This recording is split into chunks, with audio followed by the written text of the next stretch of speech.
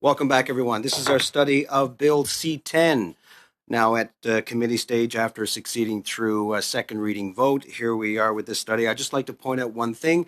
Again, to our during the question and answer session, please point out who you're asking your question to. It makes things flow a lot easier. To our guests, if you want to weigh in on a certain topic that's being questioned about, you can do the raise hand function if you wish, or wave your hand, but I would like to say that the chair, meaning me, I'll not interrupt to provide you the opportunity. You have to get the attention of the person asking the question. So right now we're going to start with our 5-minute opening statements. We have Mr. Richard Sturzberg, who is with us. We have Chorus Entertainment, Troy Reeb, and Society of Composers, Authors, and Music Publishers of Canada, Geneviève Côté and Martin Lavallée. We're going to start with Mr. Sturzberg for up to 5 minutes, please.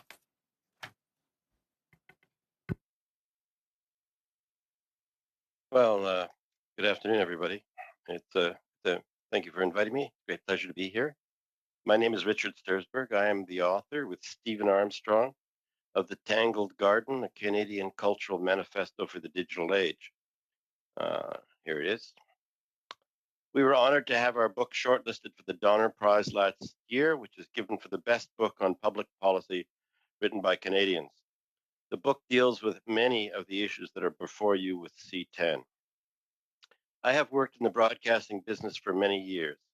I was the head of English services at the CBC, chairman of the Canadian Television Fund, executive director of Telefilm Canada, president of Shaw Direct, and CEO of the Canadian Cable Television Association. I am now retired and represent nobody but myself. In the more distant past, I was Assistant Deputy Minister for Culture and Broadcasting. In 1990, I was one of the architects of the current Broadcasting Act, so it is a pleasure to have a chance to talk to you today about the new act. I start from a simple premise. The reason why we have a Broadcasting Act, along with the associated regulations of the CRTC, the tax credits, and the Canadian Media Fund, is to support Canadian culture. We spend all this money and energy to ensure that Canadians can see themselves and their stories on television. The objectives of the system are cultural, not industrial or economic. In approaching C10 today, I believe that the fundamental principles governing future broadcasting policy must be support for Canadian culture and equity of treatment. This latter point requires that the obligations imposed on Canadian broadcasters like CTV and Global must be borne by the foreign broadcasters like Netflix and Amazon. By the same token, whatever advantages are enjoyed by Canadian broadcasters must be extended to the foreign ones operating in our country. Today, I'd like to talk about the four key supports for Canadian television. 1, Canadian ownership. 2, the spending requirements. 3, the system of subsidies. And 4, the definition of Canadian content. First, under the present Act, broadcasting companies operating in Canada must be owned and controlled by Canadians. There has been much talk about whether C10 eliminates this requirement. The legal issue is largely academic, since the requirement has been seeded a decade ago. Over the last 10 years, foreign broadcasters like Netflix and Amazon have been offering TV programs to Canadians without any need to be Canadian owned. There is no chance in future that they will be forced to become Canadian owned. In the interest of equity, you may want to consider putting the Canadian and foreign broadcasters on the same footing by amending C10 to make sure that the Canadian ownership requirements are gone. Not to do so would be to disadvantage the Canadian broadcasters in their own market. Second, Canadian broadcasters have to spend a certain percentage of their gross revenues making and commissioning Canadian TV shows. Bill C10 rightly extends this requirement to the foreign broadcasters and leaves it to the CRTC to determine the appropriate level. If the Commission leaves it at 30%, as it is now for CTV and Global, it should be 30% for Netflix. If it is set at 20% for Netflix, it should be the same for the Canadian broadcasters. Equity is key. You may want to make sure the equity principle is clearly incorporated in C10. Third, the system of subsidies for the production of Canadian shows is expensive and complicated. It consists of the Canadian Media Fund, federal and provincial tax credits, and Telefilm. Last year, they collectively cost Canadian taxpayers over $1.2 billion. Those subsidies are only available for Canadian shows, defined as those made by Canadian-owned production companies and employing Canadians in key creative positions. If we require the foreign broadcasters to spend 20 to 30% of their gross revenues commissioning Canadian shows, they should have access to the subsidies. Again, the principle of equity should prevail.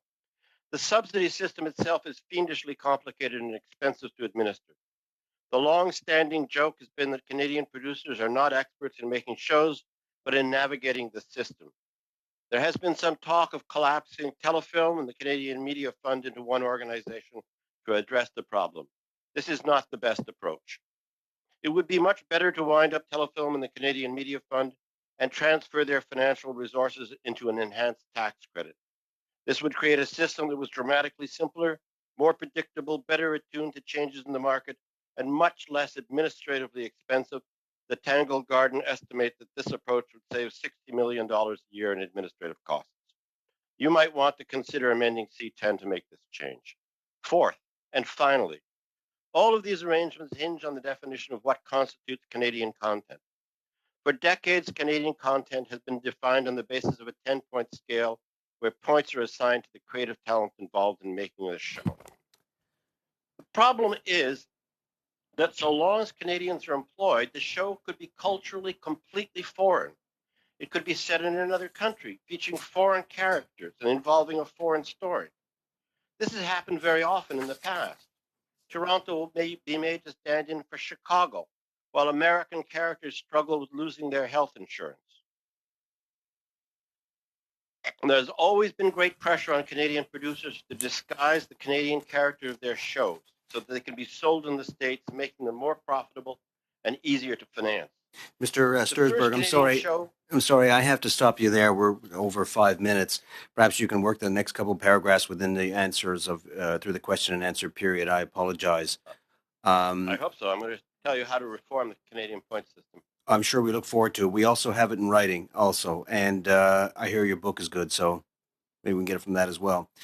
Over to Chorus Entertainment, Mr. Reeb. Mr. Reeb, I enjoyed your reporting for years. Nice to meet you, albeit virtually. You have 5 minutes, sir. Thank you, Mr. Chair, and bon après-midi, committee members. My name is Troy Reeb. I serve as Executive Vice President of Broadcast Networks for Chorus Entertainment. On behalf of our 3,500 employees across the country, I want to thank you for inviting us to discuss Bill C-10, which we are urging Parliament to pass without delay. Before getting into the bill, I just wanted to provide a brief overview of our company. We're very proud to be Canada's leading pure play media and content company. We have Chorus Studios, a leading producer and distributor of Canadian lifestyle programming. Nelvana, a premier animation studio. Kids Can Press, Canada's largest independent children's book publisher. Et Toon Boom, notre division basée à Montréal, créée des logiciels pour les studios internationaux. All told, our Canadian-made content is exported to 160 countries around the world, but our bread and butter remains broadcasting here in Canada. We operate 15 global TV stations, 39 radio stations, and 33 specialty channels in both English and French, like YTV, Series Plus, and Food Network Canada. We are the proud home of Global News, one of Canada's largest news organizations, delivering thousands of hours of local, regional, and national stories every year. And to emphasize, Chorus is a pure play media business. We have no cable or telecom assets to subsidize us. We are an independent, publicly traded company competing in a $1 trillion global entertainment sector. Now, we think we've assembled the vision, the team, and the expertise to build an international media powerhouse right here in Canada. But even the best people and ideas cannot overcome badly outdated regulation. And that's why your work today is so important. You've already heard from many stakeholders about Bill C-10, and no doubt each of them has an interest in the Canadian broadcast system. But we have to remember what the Broadcasting Act is really about is the rules for broadcasters operating in Canada. This act enables a web of regulations, policies, conditions, and codes that touch every level of our operations. They dictate how much we have to spend on certain kinds of shows, when those shows can go to air, the types of songs we can play on our radio stations, the number of commercials that we can sell to advertisers, from whom we can buy our programs, and I could go on and on. Most of these rules were designed for an industry that doesn't even exist anymore, one where licensed broadcasters enjoyed privileged access to Canadian audiences, and that is no longer the case. So we're doing everything we can to adapt and compete, but in far too many cases, the old broadcasting rules make it impossible to do so. After more than 10 years of escalating, unregulated foreign competition, 5 years of rolling policy consultations, and one devastating pandemic, we simply cannot wait any longer. Bill C-10 is not perfect, but it gets one big thing right. It will finally bring foreign digital broadcasters into the regulatory fold and start to level the playing field for Canadian media. And for us, this is reason enough to support it. Now, let me be clear, new players should not have to play by the old rules. The level of regulation currently applied to Canadian broadcasters is simply untenable in a world of open competition. Going forward, all players, foreign and domestic, digital and traditional, must have a more flexible, less onerous set of obligations than Canadian broadcasters have now. All players should be able to contribute to the system in ways that make sense for their audiences and their business. Here at Chorus News is a prime example. We're very proud of our work at Global News, and we're uniquely able to provide news through local stations across Canada that foreign streamers will not and cannot replicate. But local news is a very challenging and expensive business. While it's still highly popular on all platforms, it is entirely dependent on ad revenues that have been increasingly siphoned away by foreign internet giants. For many years now, we've offset our losses in news by providing internal cross-subsidies from more profitable entertainment programming, but now our ability to do that is also fading fast. Foreign digital broadcasters are siphoning away those profitable audiences with no obligations in return to support Canadian content or communities.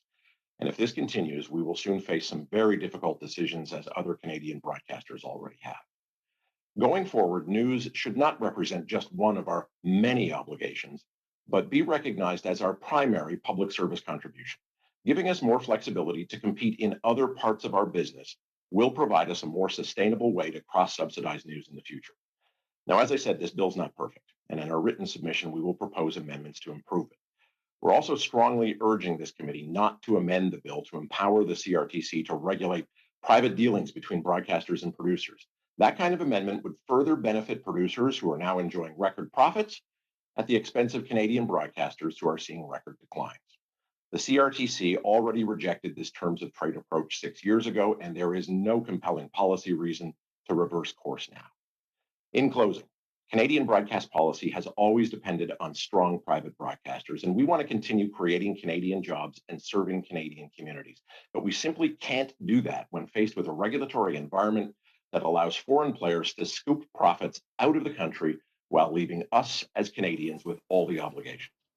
By prioritizing equity between foreign and domestic players and signaling that obligations should be suitable for individual circumstances, we believe C10 can help us begin the difficult work of building a more fair and sustainable broadcasting system, and we urge you to move it forward. Thank you. Thank you, Mr. Reid. Now we go to the Society of Composers, Authors, and Music Publishers of Canada. We have Geneviève Côté, Chief Quebec Affairs and Visual Arts Officer, as well as Martin Lavallée, Senior Legal Counsel. I just need a show of hands, hand of who is going to begin. There you are, Madame Côté, pour 5 minutes, s'il vous plaît. Bonjour, nous sommes devant vous aujourd'hui au nom de la SOCAN. Nous représentons. Good afternoon. We're here representing SOCAN. We are representing the 160,000 members, songwriters, composers, and publishers.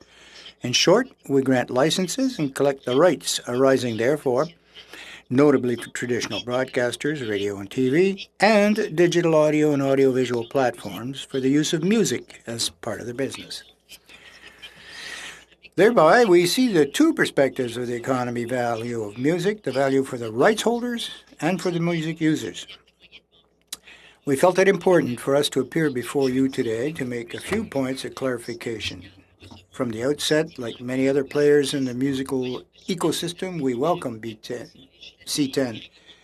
We believe that subjecting digital platforms to the same treatment as those applied to all Canadian broadcasters would end the distinction that's been decrying for years. What was distributed to foreign writers in regards to uses in media, we came to a devastating conclusion. In digital media, royalties paid to Canadian creators were 3 times lower than those related to uses in traditional media.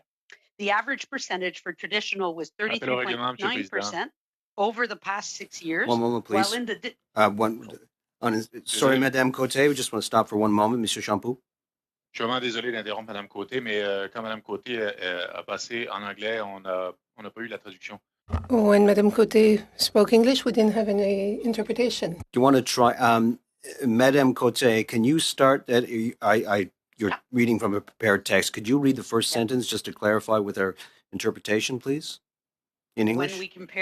When we compared distributions made to Canadian music rights holders. Okay, carry on, ma'am. It seems we've rectified the situation. Go ahead. And I'll be doing 2 other paragraphs in English, and then Martin will be speaking in English, and I'll be coming back to French. Merci beaucoup. Canada. Okay, so back to where I was. When we compared distributions made to Canadian music rights holders with what was distributed to foreign writers in regards to uses in media, we came to a devastating conclusion. In digital media, royalties paid to Canadian creators were 3 times lower. The average percentage for traditional was 33.9% over the past 6 years, while in the digital realm, that average did not reach 10%.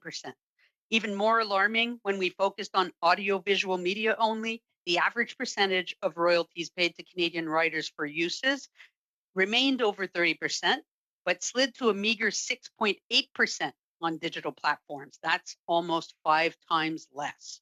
In light of these figures, we can only encourage the Canadian government and Parliament to pursue its desire to include the web giants in the scope of the Broadcasting Act so that they have obligations towards discoverability and promotion of Canadian music, and so they participate as do their traditional equivalents in the financial support programs and funds that help foster Canadian music.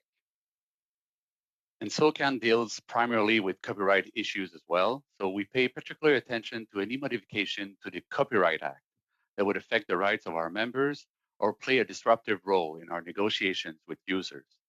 Therefore, the proposed amendments that C10 introduces into the Copyright Act in respect of ephemeral recordings, which would add online undertakings to this exception, is simply unacceptable and go contrary to the intent of this bill. An ephemeral recording is a copy of a program made by a TV broadcaster, for example, to permit them to broadcast the same program at the same time of day in a different time zone. This is called time shifting. The proposed amendments want to extend this exception to online undertakings, which in our experience should not be the case. In the digital realm, you can always choose what you see at the time of your choosing. So doing this broadens the scope of what was generally understood and applicable as of now. Neither online undertakings nor TV broadcasters have, to our knowledge, used this exception or even raised it in a negotiation. But as we saw when a plethora of exceptions were introduced in the Act back in 2012, these exceptions triggered what we predicted, legislation by litigation. We spent a significant amount of money and time to defend any overreaching interpretation of these exceptions. At the same time, technical giants resisted our effort to have them pay fair value, since they were claiming that such and such exception could be interpreted in their favor. So history must not repeat itself today in this very bill, which aims at providing a mean from which money will flow to creators. The proposed amendment to the Copyright Act is anything but statu quo. In order to truly be statu quo, the ephemeral exception absolutely needs to remain as is, limited to radio and TV, or clearly specify that those provisions do not include online undertakings. In closing, there's another element of Bill C-10 that seems to require clarification, maybe even correction. That is, a possible exclusion of certain social media activities from the application of the Broadcast Act. Social media are enabling platforms for using in music discovery. In all their iterations, digital media recommend content and generate programmed viewing. Platforms manage the user-uploaded content and then the access to it. And other organizations have mentioned this committee, notably the Coalition for Diversity of Cultural Expressions, we believe that the Canadian creative ecosystem would benefit more rather than be excluded from services from Parliament, and the power to the CRTC to determine how to better regulate social media under the Broadcast Act. The Canadian legislators should not focus on who uploads the content, but should rather target those whose line of business is to recommend that content and monetize access to it. So, to that end, these giants share with content creators the value they get from the use of their creation, but not of our Canadian music. Thank you, madam. I want to remind everyone that, especially for our guests, that taking screenshots for your social media is strictly prohibited. Thank you. Now, let's go ahead with questioning. Mr. Waugh, the Conservatives, for 6 minutes, please. Thank you, Mr. Chair, and welcome all three groups. And Mr. Stursberg, your ears must be ringing as I have been talking exclusively in this committee about your book. I want to congratulate you, along with Stephen Armstrong, about the FANGs, Facebook, Amazon, and so on. You called them the FANGs. They are FANGs, and they've had a major influence in the world. What's your take on the deal yesterday with Facebook in Australia? Let's start there. I'm not sure that I fully understand the deal with Facebook in Australia. The deal, as I understood it originally, in fact, I had written a little article with Kevin Chan, who represents Facebook in Canada, saying that the original Australian deal I didn't think was a sensible deal. Because in effect, what it did was that every time a newspaper posted or a citizen posted, then Facebook was obligated to pay. So they had absolutely no control whatsoever over the number of posts that were made, which seemed a kind of tough situation. So effectively, anybody could make as much money as they wanted by simply posting more and more articles. I understand that, as I understand it, the Australian government has backed off that position now and has fallen back to, without having fallen back to a situation where they've said simply that Facebook needs to negotiate with the news organizations. But I think that the original structure has now been abandoned. You talk about watering the garden exclusively in your book. Maybe talk about that, because it could be a drought with this bill that we're seeing, and the garden could dry up. Now, it's like flashback for you. I think when you first got involved in this in 1991, here you are 30 years later in committee talking about the very same bill. So maybe talk about your experience is valuable, telefilm, CBC, and so on. But you've always, in the book, talked about watering the garden and make sure that the garden is there for future generations. Right. Well, I think that the key thing is the centerpiece of the bill, which will require the foreign broadcasters, the Netflix and Amazon and Disney Plus, to contribute in the same way as the current Canadian broadcasters do, will make a very significant improvement in the watering of the garden. So, for example, Facebook right now, Netflix does just over, to make the math simple, $1 billion a year in Canada. If they had to spend the same amount of money on Canadian shows that Global does at 30% of gross revenues, they'd have to inject $300 million into program production. That's just one of them. If you cascade them up, basically the way the Minister of Heritage has done in terms of his claims as to how much more money will be injected into the system, he's quite right. It'll be a very, very substantial amount of money. If we don't do it, however, then the problem is, exactly as Troy was saying, the circumstances of the major broadcasters in Canada are extremely difficult financially, and they will be spending inevitably less and less on Canadian programming. So we're going to find a big shift in the system. Canadian production is going to be more and more supported by foreign broadcasters in Canada, and less, I think, by the traditional Canadian-owned broadcasters. Thank you, Mr. Reeb. From Chorus, I guess you would echo those comments made today,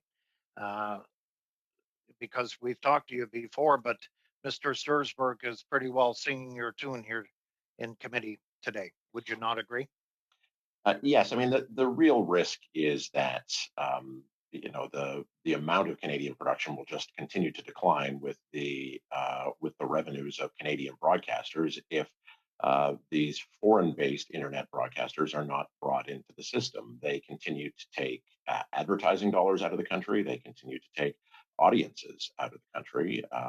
And look, we have no challenge whatsoever competing we believe we are well equipped to compete with companies even as big as Netflix and Disney and Amazon, but we have to do it with a level playing field. We can't do it in a way that we are so heavily regulated, taxed to the tune of 30% for what we need to spend on Canadian content, and face myriad other regulations in terms of how we operate, while our new primary competitors, and make no mistake, Netflix is the biggest television network in Canada every night in prime time. Our new biggest competitors face no regulatory burden at all. That's what needs to be corrected first and foremost. 30% should go to what then? We don't necessarily believe it should be 30%. Right now, the system has 30% on licensed Canadian broadcasters, not all, depending on which company, but for Chorus Entertainment, for Bell Media, for others, it's in and around 30%.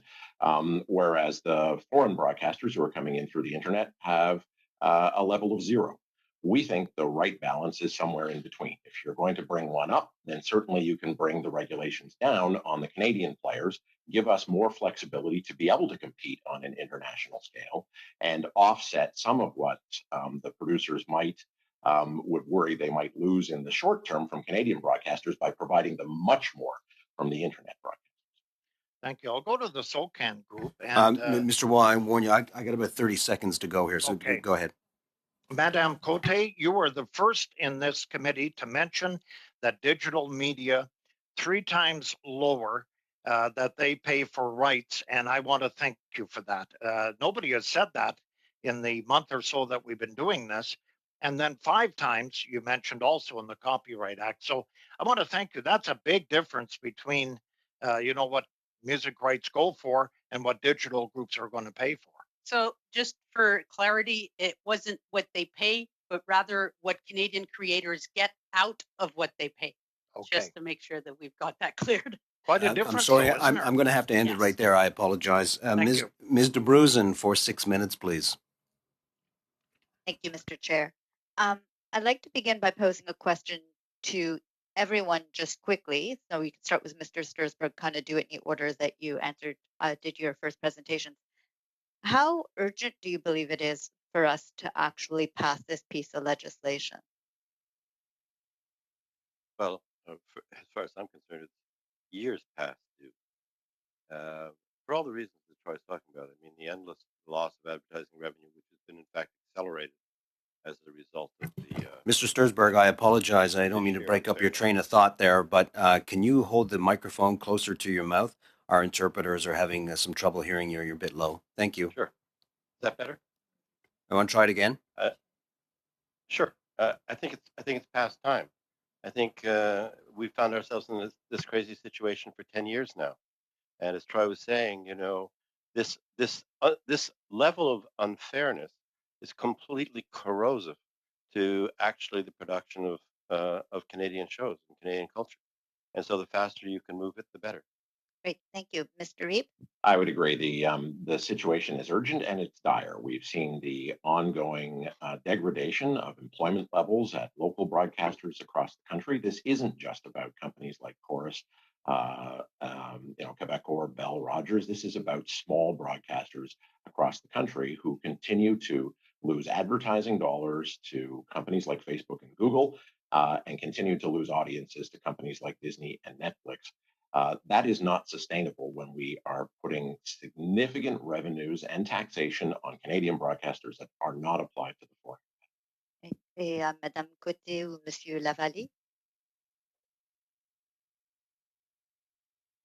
When you see, sorry, Jean-Claude.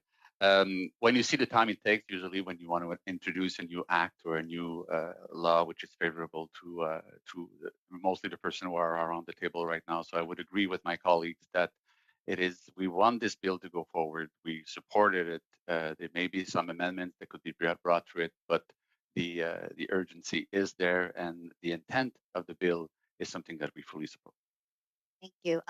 Mr. Reeb, you mentioned in your opening statements that we must have a system that's more flexible.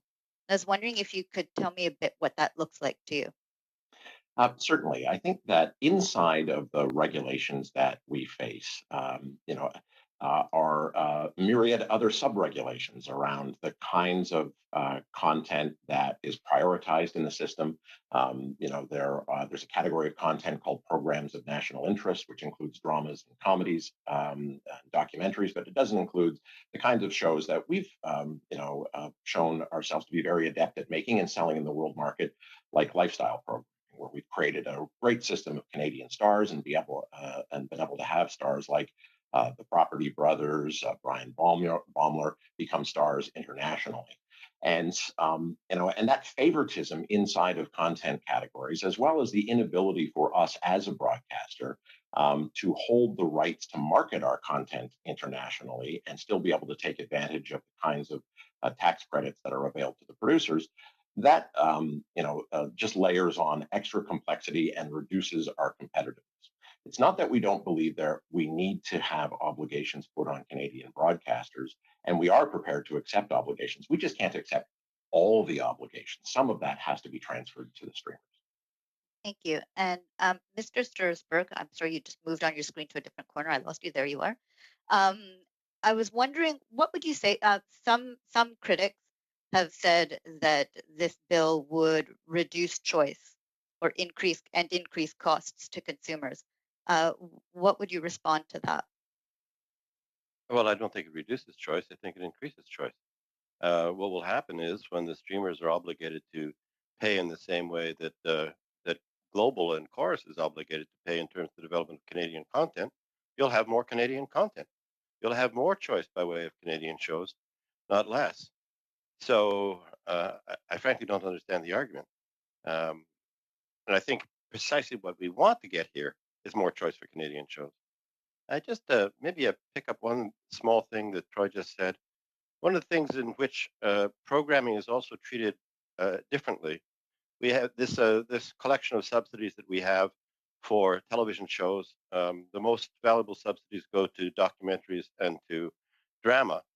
But for news, which, as Troy says, is under enormous pressure, as everybody knows, particularly local news where stations are closing all over the country, we provide no subsidies. So we find ourselves in the most peculiar system where we say, yes, we're happy to subsidize comedy, but we're not happy to subsidize news, which, if anything, is absolutely fundamental to our democracy.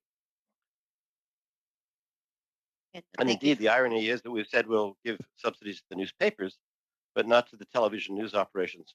All the local television news operations are underwater right now. Thank you. And you know, your book goes through many of the issues. I have very little time left, so just quickly, knowing all of the challenges that are faced within the current system of the broadcasting field, do you think this bill strikes the right balance? I think the bill's fine, and I think the bill should move ahead. I don't think you should make the perfect the enemy of the good. And as we were talking just earlier, the bill really is, it should have been brought in 10 years ago. So now it's very, very important, I think, for you to move the bill quickly and expeditiously. Thank you, Mr. Stursberg, for that. We now need to move on. Monsieur Champoux, pour 6 minutes, s'il vous plaît. Merci beaucoup, Monsieur le Président. Merci aux témoins qui sont présents avec nous aujourd'hui. Merci pour votre disponibilité. Thank you very much, Mr. Chair. Thank you for the witnesses. I'd like to start with SOCAN, Ms. Lavallée. In the recommendations that you're proposing to C10, you mentioned transparency, of course, of data in order to obtain some information, I guess, on consumers. Could you elaborate a bit on that, please? Well, I'm not quite sure to which item you're referring to. Well, anyway, our position, what we're saying is that the important part is that C10, that social media and social media platforms be brought into the family of regulation. As was said, it's been a long time waiting. We should have done it a long time ago, but, well, you spoke quite a bit about the inclusion of social media, of course. What importance will this have for the creators? What will be the impact, or what aspect of social media, digital platforms, etc., how is that linked to the creators?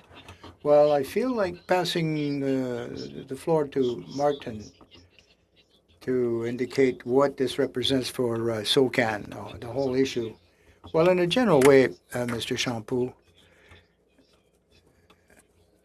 I'm pleased to be able to participate this. SOCAN thanks you very much for having received the invitation.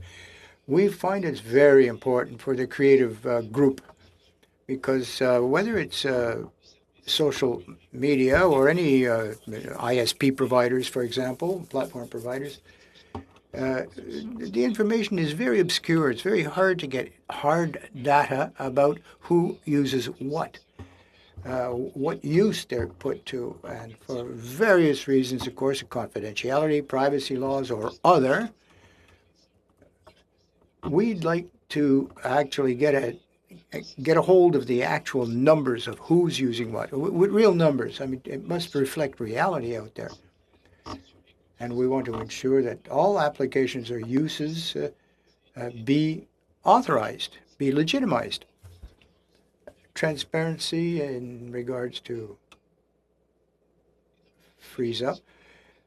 And in order to have, a regulatory control and process so that we can facilitate the access to this information to make informed decisions.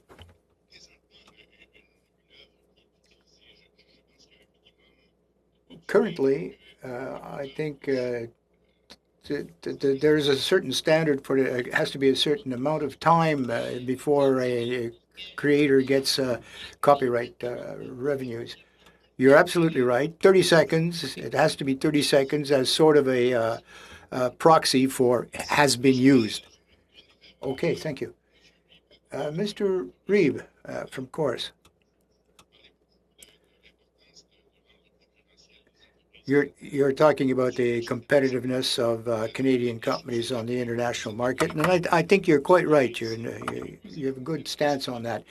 We are quite capable of competing on the international scene insofar as we can get to a level playing field.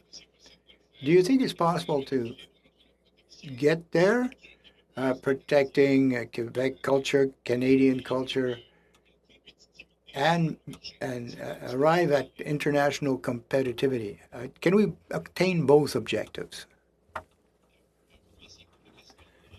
Yes, thank you for this question, and I'd prefer to answer in English if I may. Sure, go ahead, please. Can be internationally competitive. We can create Quebec stars, we can create Canadian stars, and I believe inside of the Quebec marketplace there is the opportunity to have incentives and some regulation to require a strong French language original programming. We do need to have a level playing field to do so, and a level playing field isn't just about taxing or putting program requirements onto the foreign internet broadcasters at the same level that we have. It's about removing some of the anti-competitive regulations that are now on Canadian companies. Some of those that tie our hands in terms of the kinds of programming that we can make and how we can sell it around the world. We need to not only have a level playing field in terms of how much we have to invest in Canadian programming, but a level playing field in terms of the kinds of programming that we want to make our investments in so that it can attract audiences best domestically and attract buyers best internationally. Est-ce que vous avez l'impression que c'est quelque chose qu'on peut... Do you have the impression that this is an objective that we can do without depending on foreign investment revenues? Do you think we have the room and the space to do it ourselves? I'm thinking of Canadian ownership here. Stursberg raised a very good point about the need for Canadian companies to not only be able to make the investments that we want, but to be able to attract investments as well. And one of the things that the bill gets right is to treat foreign internet broadcasters the same as Canadian broadcasters. In doing so, it removes some limits on foreign ownership. We're not necessarily advocating for foreign ownership, but we do need to have the ability to attract foreign investment, if necessary, to compete against these trillion-dollar giants from Silicon Valley and Hollywood. And therefore, this is where the question of flexibility comes in, that we want to create Canadian programming, but if our primary competitors are creating Canadian programming with billions of dollars coming from international markets. We need the capability to be able to do the same. Merci beaucoup. Merci beaucoup.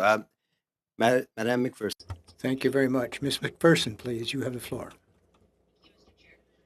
Thank you to our witnesses for being here today. This has been very, very interesting, very informative.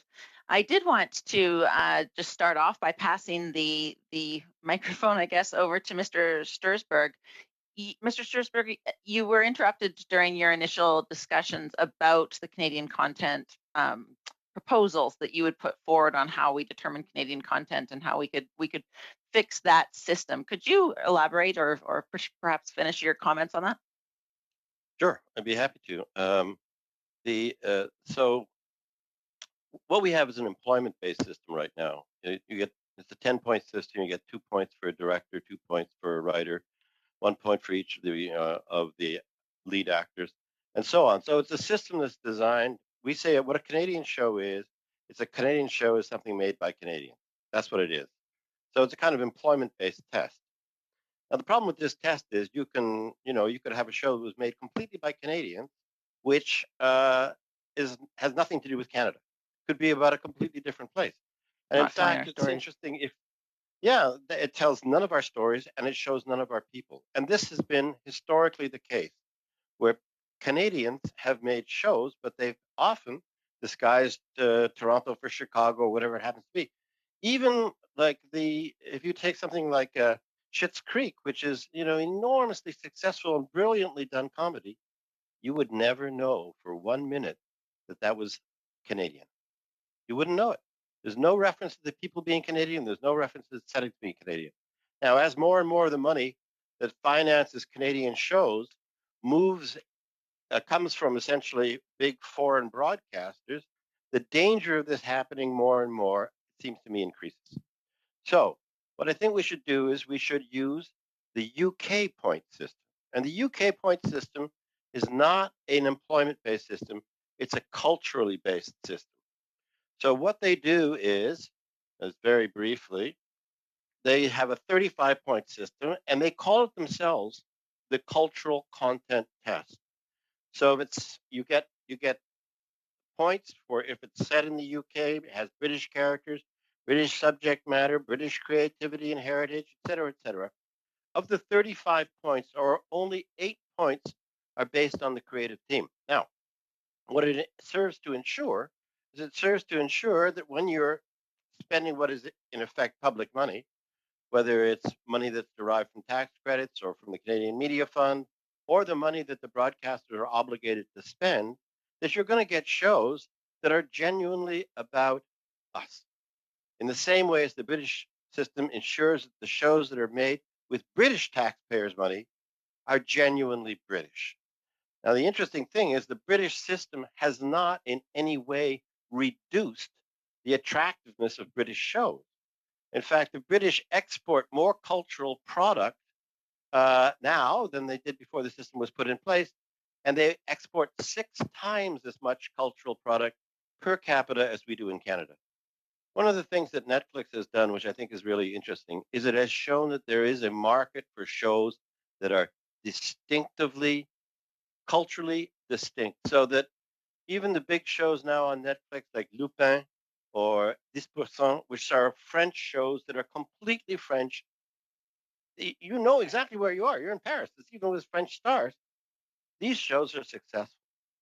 So I think that it is very, very important to be careful, because ultimately the goal is cultural, to shift the point system in a way where it guarantees that when the foreign broadcasters are the principal financiers of Canadian content, that we get genuinely Canadian shows. Well, and Canadian content is, of course, of vital importance. And one of the other things that you mentioned that I would like to get some more information about as well is your discussion on local news and the concern that local news is underwater, I think is the way you phrased it. What else, what in addition can we be doing right now to ensure that local news, local programming is being supported? Because I agree with you. I think it is fundamental to our democracy, fundamental to our communities. Well, what the Botanical Garden argues is that it's news generally, including local news, should be put on the same footing as we have for drama or comedy or kids shows. It should get the same level of financial support that we provide to those kinds of shows. This would be an enormous, enormous shot in the arm for local news and indeed for national news. I mean, all the news organizations in the country are struggling, and you know very well what's happening with the newspapers. The newspapers are on the point of collapse. The only reason why we continue to have local television news, and actually more Canadians get their news from television than they do from newspapers, overwhelmingly, is because they have been the big organizations, whether it's CTV or Global, have been subsidizing the losses that they take in local news. So if you were to say, no, no, no, let's treat news the same way we treat comedy in terms of the subsidy structures by way of the Canadian Media Fund and the tax credits, that would dramatically improve the situation and make it dramatically easier for people to continue to maintain local news. Thank you. And I believe that might be my time. Is that my time, Mr. Chair? You just have a few seconds left, Ms. McPherson. I will cede them to my next round. Thank you very much. And we do have time for a full second round, although I warn everyone, I will cut you off mid-sentence if I have to, without any prejudice. Mr. Shields, 5 minutes, please. Thank you, Mr. Chair, for the warning. Appreciate that. Well, as a reformed anarchist, I don't know, when we've got the federal government spending 80% of their advertisement dollar on foreign social platforms, we got a federal government that doesn't understand where their money should be spent. When they, for example, Stats Canada, they sent out news releases and wanted media to cover it with news stories, not paying for advertising. I think we've got a problem starting right with the federal government in the sense of how we support the media. But then we had the Yale report, and anybody that sat around the table with me, I'm not a fan of the Yale report. They had lots of scary adjectives in there. So then when we look at this bill with the CRTC getting more power and more regulations, I get real concerned. I think from Chorus, you sort of touched on this, but you didn't want to get into really the examples of red tape and bureaucracy and regulations. Like I said, as a reformed anarchist, I don't like regulations and I don't like rules. So I see this legislation getting scary when we're giving more power to the CRTC. And if they're basing it on the Yale report, I got a problem. So, of course, do you want to respond to what I've ever said? Certainly, Mr. Shields. I think you raise a valid concern that none of us wants to see a giant monster created at the CRTC, and that is, there is risk in this bill that happens because it does empower. It gives greater powers to the CRTC to determine many of these issues. We think that the simple fact that this starts the process of leveling the playing field and reduces this untenable competitive discrepancy between Canadian broadcasters and foreign broadcasters is reason enough to support it. But once it's brought in, there is no need for the CRTC to turn into a giant monster. Yes, it will be given new regulatory powers, but those regulatory powers should be applied with a light touch to the foreign players while actually reducing the touch that they have on Canadian broadcasters.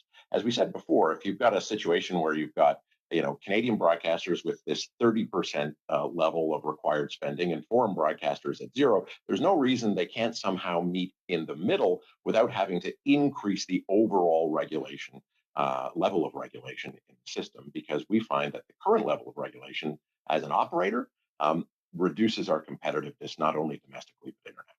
You're seriously, you believe that would happen? Governments never do that. They never take stuff out. I think you're being very nice and polite. The reality is, once you give bureaucracy powers, they develop more rules. They don't go the other way. You're being optimistic on that one. Mr. Shaw, go ahead. After 10 years of no action whatsoever, we're eager to see some kind of action. And we're willing to take on face value that the first and most important step is to bring these players into the system. And then I think we will have to see how the government then empowers the CRTC. And that's where I think the role of a watchdog opposition is going to be very important. Thank you, Mr. Strasburg. In a minute or so I got left. Are you that optimistic? Well, I must say I'm with Troy. I worry about the The commission is very curious. The commission overregulates the Canadian industry, and as Troy says, underregulates the foreign broadcasters. Yeah. The reason why we have this issue in Canada now, 10 years after Netflix started, is because the commission gave them a so-called digital exemption order. And the digital exemption order allowed anybody who was digital and operating on the internet to do whatever they pleased. And it went on for years. The commission kept having a hearing, but instead of actually saying, and this is a curious thing because it's kind of the opposite of your worry, my big concern was that they didn't regulate it at all. And in the interest of simple fairness, they should have, as we keep saying, have the same general set of rules for both Canadian and foreign operators in Canada. Of course, my position would be no regulations for everybody, and then we're all on the same playing field. So I may be going in a different direction, but I agree, a level playing field for everyone. So my time's up. Thank you, Mr. Chair. Thank you, Mr. Shields, and congratulations in your reformed anarchy. I hope that works out well for you and everyone involved. Nevertheless, we go to Mr. Lewis of the Liberals for 5 minutes, please. Thank you very much, Mr. Chair, and thank you to all the witnesses for being here.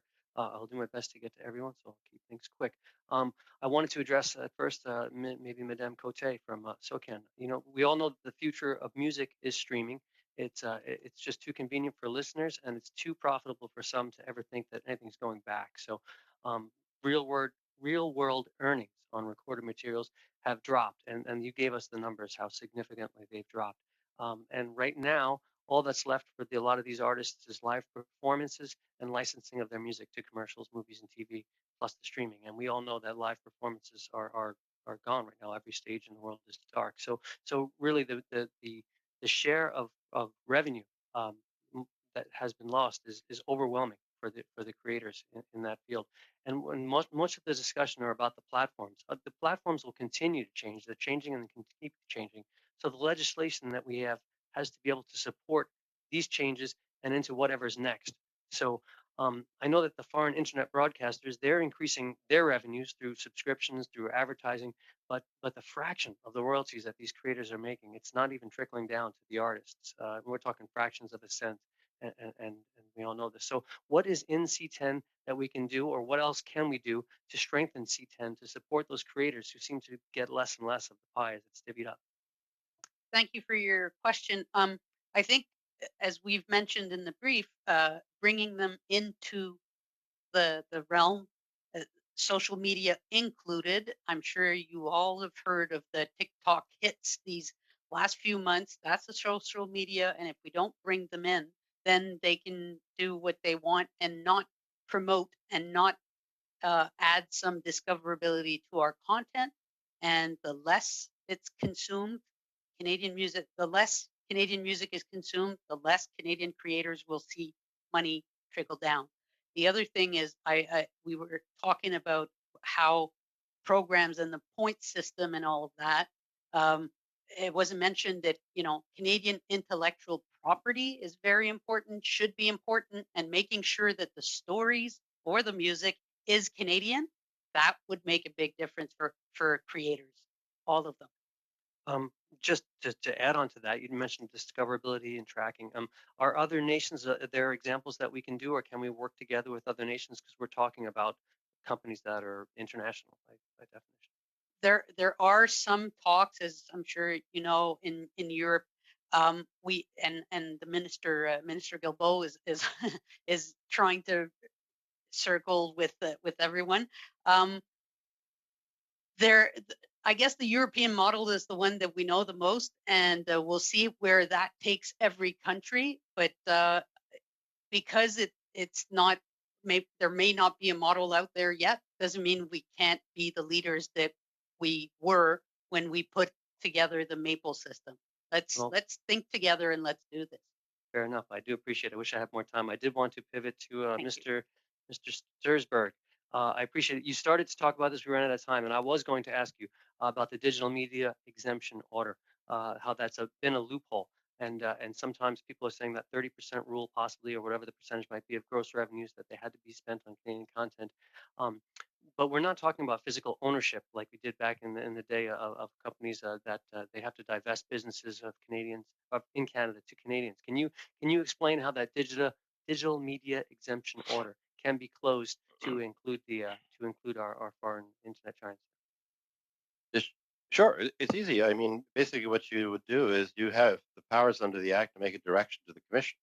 You'd make a direction to the Commission, directing the Commission to close the digital media exemption, and I think that's your plan anyhow. That you'd, in the context of the bill, that's the government's plan, you'd order them to close it, and then you'd order them to establish what were appropriate levels of contribution by the foreign broadcasters in Canada, and you would, in the process, probably also exclude them from the Canadian ownership rules. So it's pretty straightforward. As soon as the bill is done, then you send the direction to the Commission, and the Commission has to wind up the digital media exemption, and then they have to impose the conditions on the foreign broadcasters. Perfect. Thank you. I've got less than a minute left, but I did want to ask Mr. Neeb. You actually with SOCAN, I believe, who mentioned in 2020 legislation by litigation back in 2012. Nobody wants that. Can you explain what we could learn from that? Definitely, it's very simple. Is when the intent is clear and when everybody agrees on what the market should act and how parties should behave. Therefore, make it clear in the act. Make no mistake about it. Any overreaching interpretation of a new thing that is added to an act will serve as a tool or a weapon for anyone that is against it, and they'll go to great lengths to try to come up with a different intent than what the government has first envisioned. Thank you, Mr. Lavallee. Monsieur Champoux, pour 2 minutes 35 secondes, s'il vous plaît. Thank you, Mr. Champoux. Monsieur Stursberg a parlé de téléfilms et du Fonds des médias qu'il remplacerait tout simplement par une formule de crédit d'impôt. Je m'excuse de ne pas poser la question à Monsieur Stursberg. Now, Mr. Stursberg, we're talking about getting rid of telefilm and the fund totally and setting up as tax credits. Now, I'd like to see if we can eliminate that type of organization which would redistribute funds and which has to be there to safeguard content, cultural content of Canadian and Quebecois content. Do you think we might be able to do the same thing with a tax credit system? What would be your opinion of that? Well, on the production side, the creator's side, I think the system is working fairly well. I would prefer not to get involved in that particular dispute. No. I just wanted to know if SOCAN had a position on it. But I'd like to ask the question then of Mr. Stursberg. If, according to him, this system would provide enough cultural protection for Quebec and Canadian culture, should we not have the same kind of point system rather than tax credit points? Well, we could use the same system. The system will not change fundamentally, and we have to make sure that everyone is on the same playing field, basically. The media fund, for example. Well, as I was saying, I think that the best defense is to ensure that programming, distinctively Canadian programs or Quebecois programs, I think that's why we have to change the point system. It has to be based on a cultural concept. Like, as in the UK, for example, the monies that are going to be invested in that will be to create distinctly Quebecois or distinctly Canadian programs. It's not that hard to do.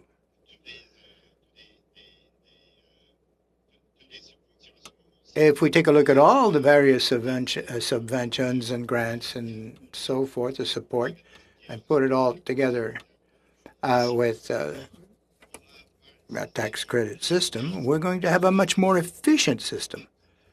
And yet it will continue to be based on a point system. And if the point system is... Thank you very much. I'm apologizing, but... Minutes, please. Thank you, Mr. Chair. I have the role in this committee every single committee meeting as being the last person to question our witnesses, and so I want to give each witness just a very brief answer, please, on a little bit of a final word, I guess. So to quote some of our witnesses, this bill is 10 years coming, that there has been nothing done whatsoever in the last 10 years. So I recognize the witnesses wanting to have this bill passed with some urgency. But I do think it's really important, considering it's taken so long to get this bill, that we do get it right. So I'd like all of the witnesses, if possible, to just give me their very top amendment that they would like to see with this bill. And I would start with Ms. Cote and Mr. Lavallee, please.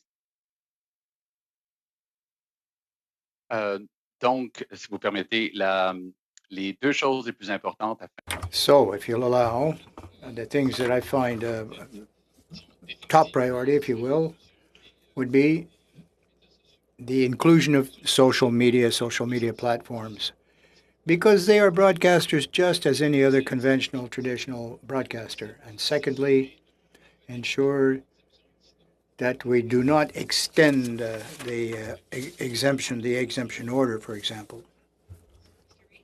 Mr. Reid. I think the bill needs to set the right environment for not only a level playing field, but a reduced level of regulatory burden on domestic broadcasters going forward. And the first and clearest thing that it can do to do that is to eliminate Part 2 fees, what are known as CRTC Part 2 fees. The bill does not contemplate charging these fees to foreign broadcasters, so it will maintain a multi-million-dollar tax burden on Canadian companies that it would not put on foreign companies. So the first and easiest, it's not the biggest, but it's the easiest, would be to get rid of those Part 2 fees. Thank you. And Mr. Sturberg, I believe you have the last word. Well, I'll give you a little list at the end of my talk, but on the issue of equity, as between the players, if the issue of equity is front and center, then the problem that Troy talked about will go away. Because if they're not paying the fees, then the Canadian broadcasters should not be obliged to pay the fees.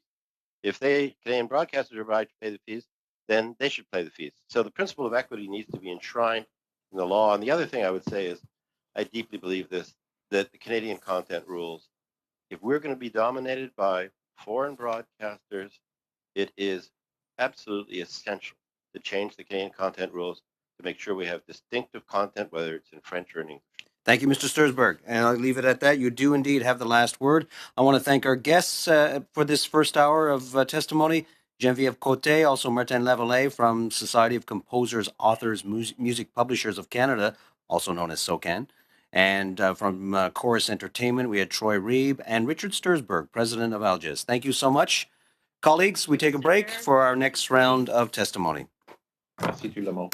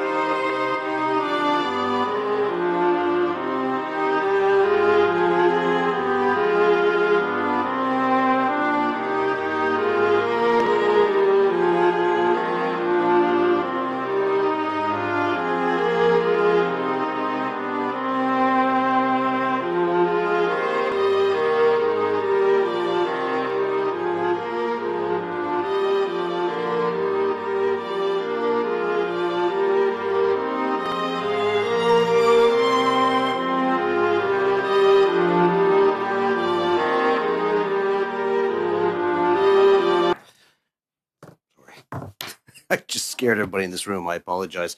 Yeah, I'm in a committee room here all by myself, except for staff.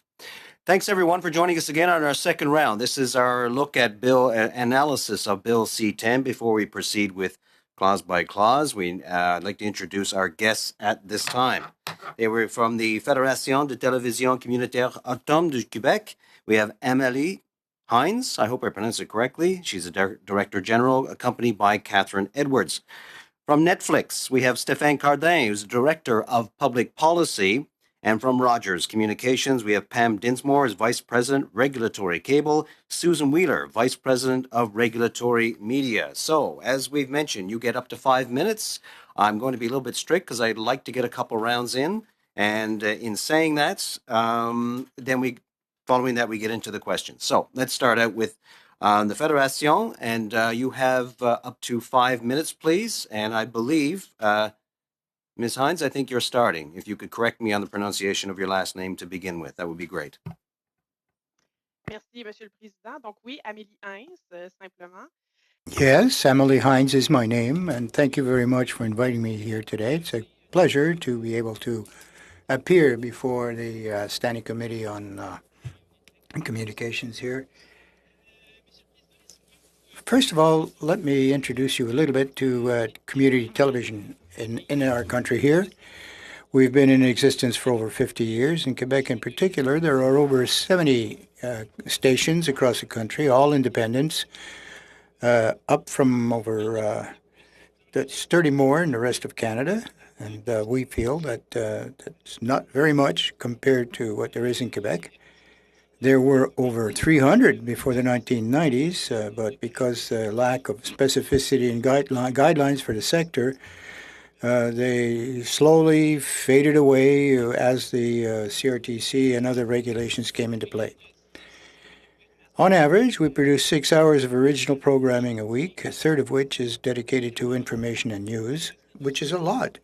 200 full-time jobs, 70 part-time or contract employees, and over 1,500 volunteers is involved in local production. They have average general annual budgets of $45,000 to $500,000. It's quite a spread. We are quite lucky. We're subsidized by the Ministry of Culture and Communications here in Quebec. A part of our resources is that apparently this doesn't exist in other parts of the country there, this government funding, and we do have a bit of advertising revenue. Now, we believe that the community element is essential to the Canadian broadcast system. The need for a robust community broadcasting sector has never been greater, never been greater. Community radio has to maintain this rigor. Every day, we hear private newsrooms being closed, and commercial business models seem to be struggling quite hard vis-à-vis the digital platforms. Outside of major centers, communities are being abandoned and becoming media deserts. Studies show clearly that the lack of local representation compromises our democracy. So community broadcasters are there. We are in fact local, nonprofit, generally citizen-created organizations and citizen-run, dedicated to ensuring that the local community as a whole, as well as its minorities, have access to traditional and digital platforms.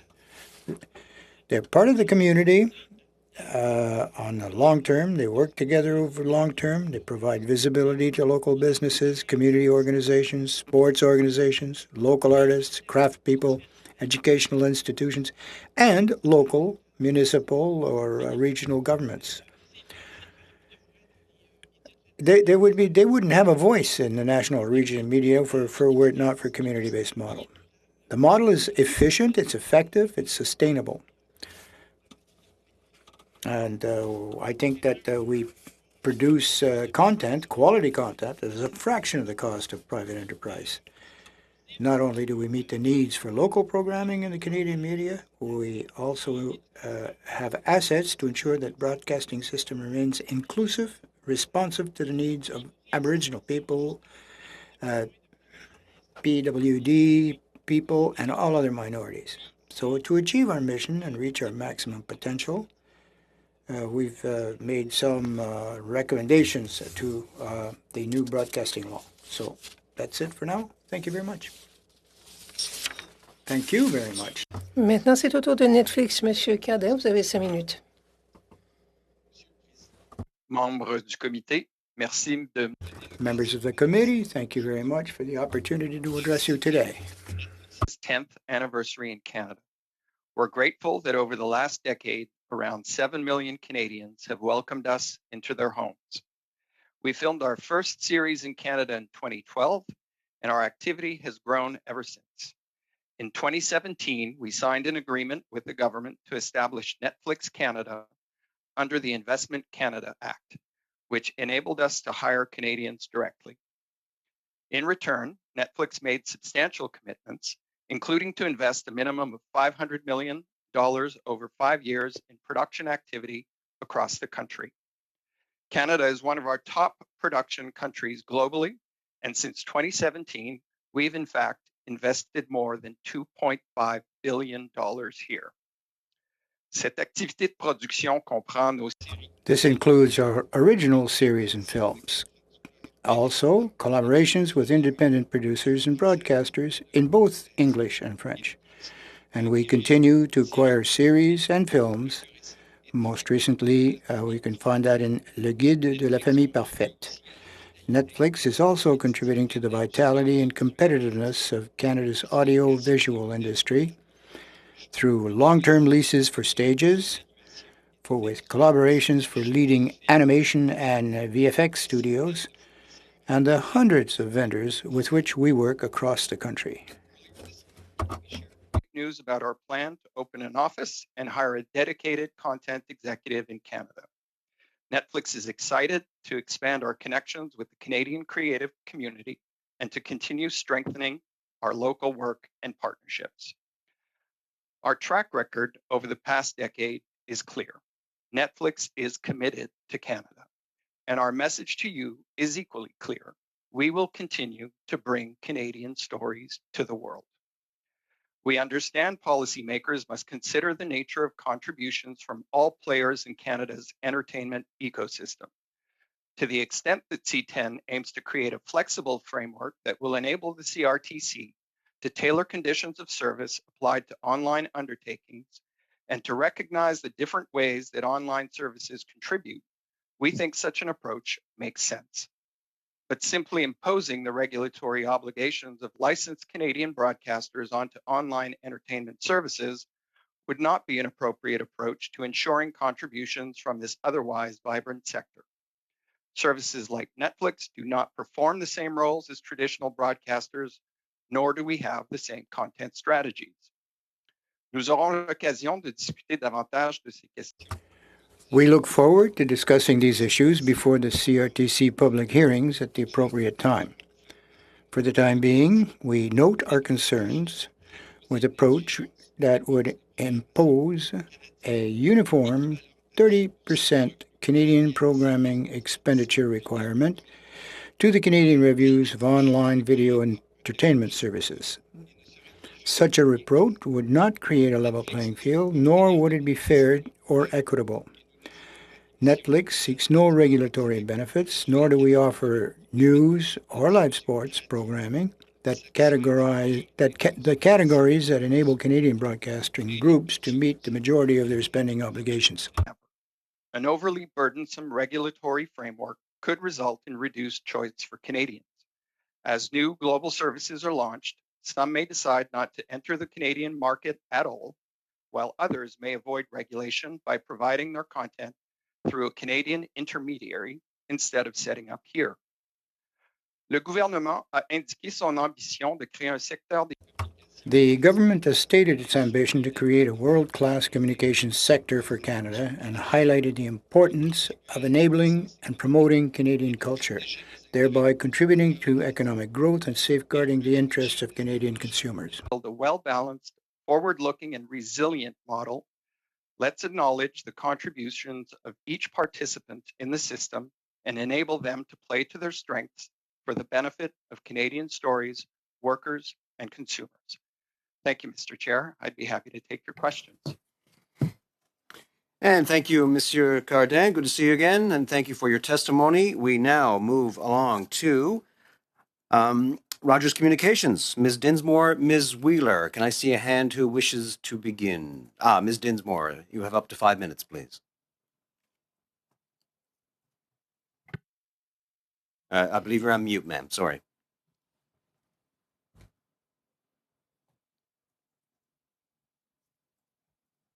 Can I try again? Go ahead.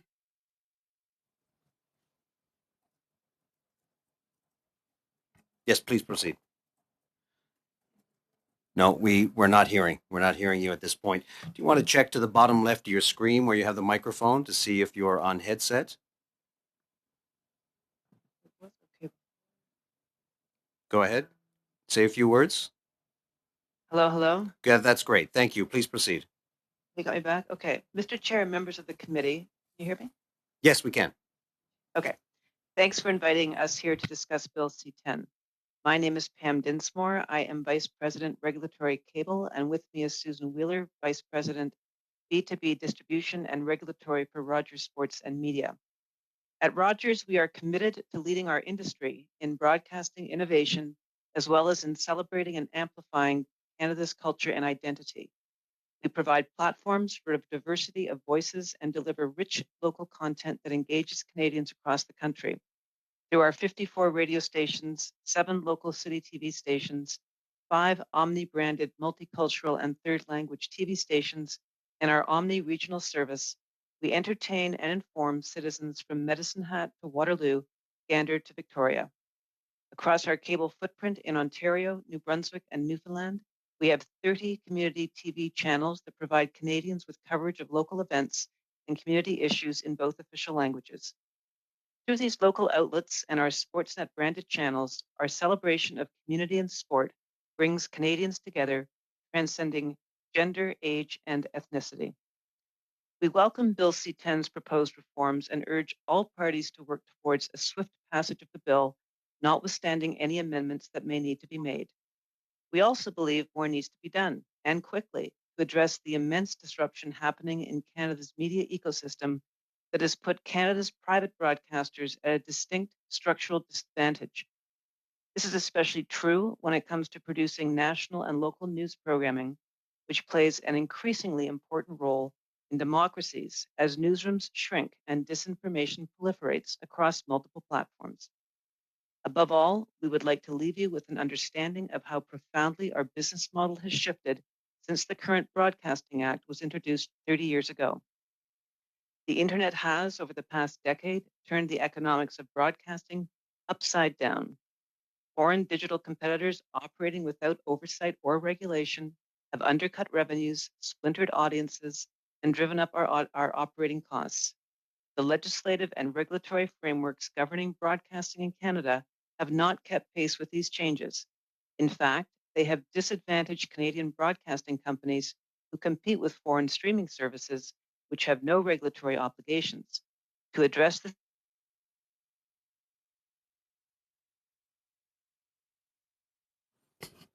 Okay, we seem to have lost Ms. Dinsmore. I can Go take ahead, from Ms. there. Wheeler, please. Thank you. We have 5 recommendations to improve Bill C-10 and the government's policy direction to the CRTC that will follow the legislation. First, include a provision that will ensure regulatory fairness between Canadian companies and foreign streaming services. Bill C-10 should direct the CRTC to impose comparable obligations on all media players drawing revenues from the Canadian broadcasting system. It is critical that Canadian domestic broadcasting companies do not have more onerous obligations than US-based tech giants. Second, dismantle the regulatory silos. Whereas US streaming services are viewed as single entities despite their roles in both content creation and distribution, Rogers broadcasting and distribution arms are not. Each is subject to a different set of regulatory obligations that prohibit us from evolving our business models and provide no incentive to invest in content creation. Rogers would like the Act to give the CRTC the flexibility to regulate our broadcasting and distribution divisions as a single entity. This could take the form of conditions of service, as has been suggested by the CRTC in its Harness and Change report. Third, make local news and information a priority in the Act. The Act should allow Canadian broadcasters to prioritize the production of news programming over all other programming. Fourth, eliminate Part 2 license fees from the Broadcasting Act. These fees are not directly tied to broadcasting and are not levied on foreign streaming services.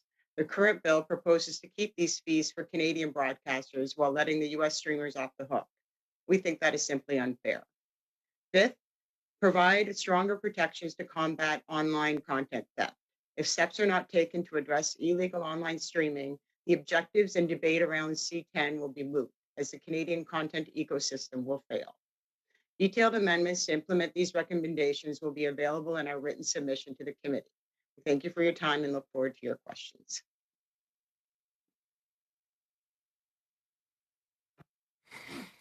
Okay, thank you very much. Appreciate the times. Ms. Dinsmore, hopefully we'll have you back up and running. It looks like you're okay now. You were frozen for just a little bit. It looks like you're back. Do you want to do a quick voice check during the question for the sake of the questions? Sure. Can you hear me? Can you speak up a little bit? Can you hear me? Yes, okay. Okay. That should be okay. Thank you. So now we start with our questions and answers. Monsieur Reyes, pour 6 minutes, s'il vous plaît. And there we go. Merci, Monsieur le. Thank you very much, Chair, and thank you to the witnesses for appearing today. My first questions will be addressed to Mr. Cardin from Netflix. I'd like to hear you a little further on the government intention of this 35 to 50%, let's call it 35%, be reinvested in Canadian content. And try to link that with your position, because I think that you've discussed this issue with some government representatives. There'd be some millions of dollars to invest in Canadian content, but despite all this request for information, we haven't got access to that information. So perhaps you can tell us how that file is going. Well, thank you very much, Mr. Reyes.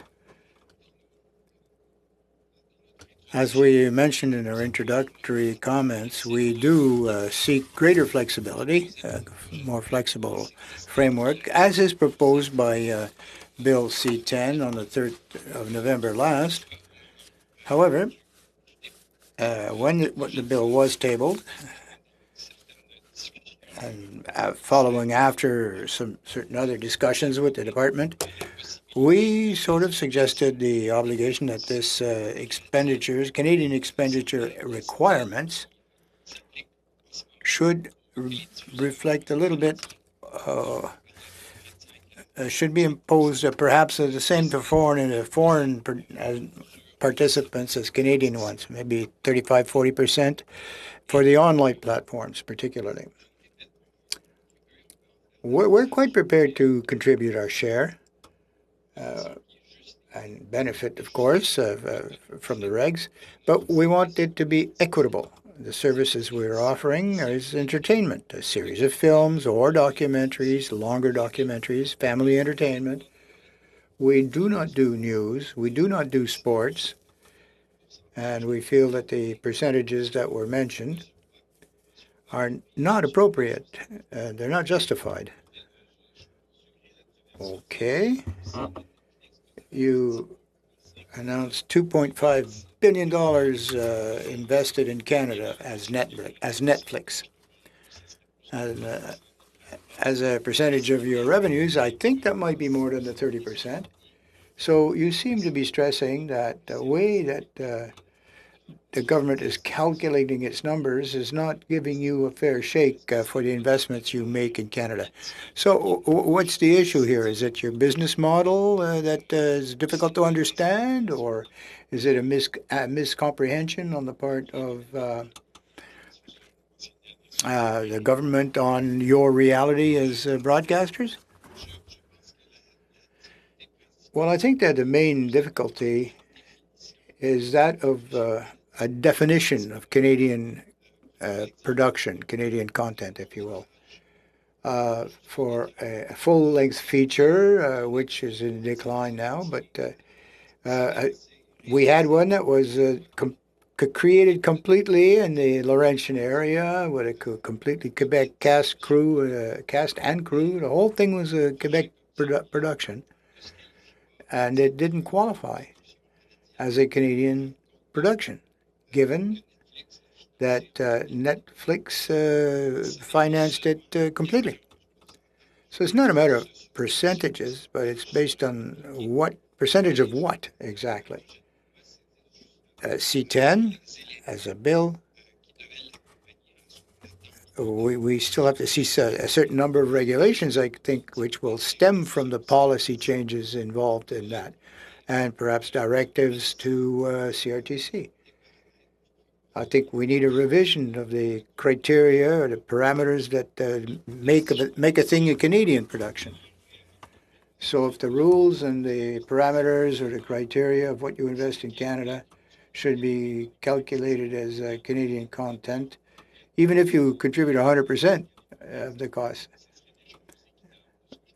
So that would be a mark. Well, a recognition would be more equitable, yes. I think the basic premise of the bill, C10, is to recognize that there are differences between various types of services and perhaps impose certain responsibilities based on the nature of those offers. So online and over the air, online can offer a wider range of product compared to over the air. What would be your position that foreign providers should also be liable for HST or taxes? Well, we've negotiated with the Quebec government from day one when they asked us to collect and submit sales taxes. We also do it with Saskatchewan, and we're going to be doing that as of the 1st of April with the BC government, and the 1st of July for the federal government. Thank you. Final question. When in the bill, the government has decided not to address certain issues, or that the FANGs as a source of revenue. Could you describe your situation vis-a-vis those that come against from, let's say, subscriptions or the bigs, as they say, the FANGs, so-called? Our business model is very simple. We have one source of income, which is subscriptions from the 7 million households that support us. We don't sell ads, so there's essentially no advertising revenue. Our model is very simple, if not simplistic. Thank you very much, Mr. Reyes. Your time is up, and thank you very much, Mr. Cardin. To the Liberals now for 6 minutes, please. Mr. Chair, thank you so very much, and thank you to the witnesses joining us here this afternoon. Ms. Hens, if I can speak to you first. 50 years in the independent space, you talked about local programming, community programming, and the importance of it. Can you tell us what kind of representation you'd like to see with regards to local, with regards to community broadcasting, that you'd like to see in this bill that you're not seeing right now? Je dirais, merci pour votre question. En fait, Thank you very much for your question. Well, what's absent from the bill is any mention of community programming or community radio, community TV. There's no definition, but it's an amalgamation of minor community TV, for example. It's often the property of cable distributors. And so we're linked to a particular supplier, a cable supplier, and we don't have access to other sources of broadcasting online, perhaps. And the current bill, or the current law, I should say, wants to assist smaller suppliers or providers. I think the importance of community broadcasting is recognized. And as things become more and more digitized, I think the situation won't improve very much. Ms. Alls said, and is in both of our briefs, Quebec and Canada are on the same page in this. We'd like a definition. So there's a big section about the role of the CBC in the previous act and in the current draft act. There's nothing about, other than saying the community element is one of the three elements in the system, there's no definition at all. So we'd like a definition that it's not for profit. Secondly, we'd like a definition of what its role is. So there used to be a section about alternative media, which was never really used or actionable, and almost exactly describes what we do. We serve niche groups, minorities, that aren't served by mainstream media. And then third, in all of these different reports that come out, like the Creative Canada Policy Framework, the Yale report, we're not even mentioned in the 235 page Yale report, other than to say, take more money away from community TV and give it to private broadcasters. We're in a vacuum. We've suggested some additional wording to be tacked on to some of the very strong sections in the Act, just to explain what we do. So for example, the inclusivity around the need for Indigenous media has been beefed up in the current Act, which we super support. But realistically, the way you're going to get media on most Indigenous reserves and programming in the language is through community media. We can produce for a tenth the cost. We train groups to do their own content. So we've added in our brief particular add-on phrases to clarify where we can address some of these challenges facing the Canadian broadcasting system, but mainly around inclusivity and local content. Okay, Ms. Edwards and Ms. Haynes, thank you so very much. Want to move on to Mr. Cardin now, if I might, of Netflix. And Mr. Cardin, you were saying that Netflix is committed to Canada, is telling Canadian stories to the world. But as we've seen and heard today, the point system that determines what is Canadian content isn't always working well. Can you tell us what you might do or what you might suggest to improve that? Thanks for your question, Ms. Ian. As I mentioned a little earlier, the concern that we have is that, even when the majority of key creative positions are held by Canadians on shows that we produce, there's also another element, which is the element of financing and ownership, which can preclude a production from being certified as Canadian, even if, as I said, 10 out of 10 or 8 out of 10 or 6 out of 10 key creative positions are held by Canadians. I understand that others may have raised concerns about the point system. For us, we think that the question of certification criteria needs a bit more of a holistic revision, and that's what we were happy to see in the documents that Heritage circulated at the time that the bill was tabled, saying that these could potentially be part of a policy directive to the CRTC. You've heard private broadcasters, Mr. Cardin, talk about leveling the playing field. How do you see that happening? What does leveling the playing field look like to you? It's the concept of like for like, and appropriate contributions, considering the nature of the service. Again, we are not saying that we do not wish to contribute. We want to participate in the system. It's just that doing so should be done in a manner that is that takes into consideration the nature of our service. And as I mentioned before, our service is really just about entertainment programming. Essentially, as I said, films, series, documentaries, and family programming. So, to us, like with like, considers those kinds of elements. Mr. Cardin, thank you so much.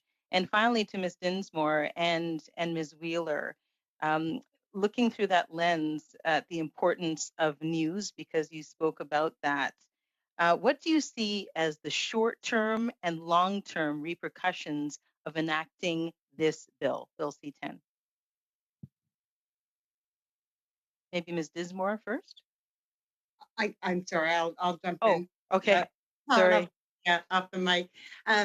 The short-term implications of passing the bill as it is currently proposed is that it would enshrine, in our view, an asymmetrical approach to Canadian versus foreign broadcasters operating in the system. And that's why we have proposed the amendments that we have today to address some of that structural inequity that might be built into the legislation. Our preference is that the language be broadened to capture all players in the system in an equitable fashion. Thank you, Ms. Wheeler. I appreciate that. I'll let you finish off your sentence. Folks, I'm just going to give you a sense of timing that I'm looking at now. We're running against the clock. It looks like we only have time for one round given the time constraints. So here's what I have done thus far, and hope you accept it. We have, I've given Mr. Royez about 7 minutes and a little bit. I just gave Ms. Ian 7 minutes and a little bit. I am looking at 7 minutes and a little bit for both the Bloc and the NDP in the issue of fairness, so that way we can push the clock on the first round as far as we can. I hope that is okay. Monsieur Champoux, pour 6 minutes, s'il vous plaît. Vous avez 17, Monsieur le Président. I would have preferred 7, Mr. Chairman. But thank you, thank you. Thank you very much, Chair, and thanks to the witnesses for being here today. It's always very enriching and educational to have it here. Mr. Caldin, start.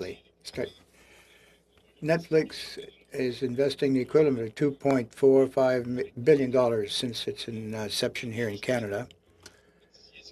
So could you give us the ratio of acquisition versus production of these, which is about $750 million per year? Well, I don't have the actual numbers with me. Purchases and original in-house creations, both are important.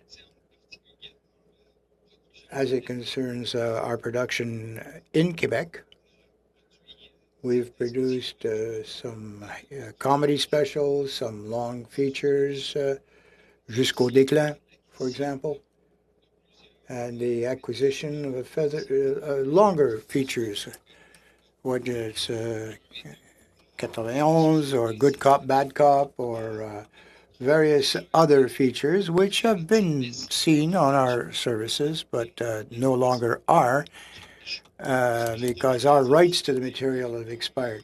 Can you tell us, Mr. Caldin, what you're investing? What's the ratio, let's say, linguistically, French-English material content? No, I can't.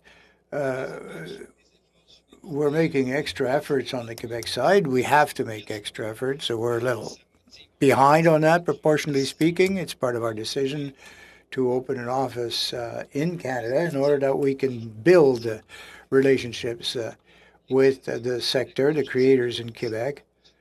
And I certainly hope that the proportion of French language to English language will increase. Because Quebec is a primary center for production, for special effects, for video production, and we want to be more present. Well, I'm quite glad that you underlined that you're making greater efforts, more efforts for Francophone content. It's one of the reasons for which we are pushing that regulations be strict and formal on that, in that regard. Not that it's left up to somebody's goodwill, but that it becomes an obligation for those who want to share the space with us. We have no problem in general with regulations, I believe, is your position, but discoverability, I'd like to discuss that issue. The requests that we get to ensure that content, call it Québécois, call it Canadian, be more easily available, can be found on other platforms such as yours, that we don't have to, seek high and low to find a program or and we could find them more easily on these new digital platforms. Well, one of the reasons that Netflix has succeeded so widely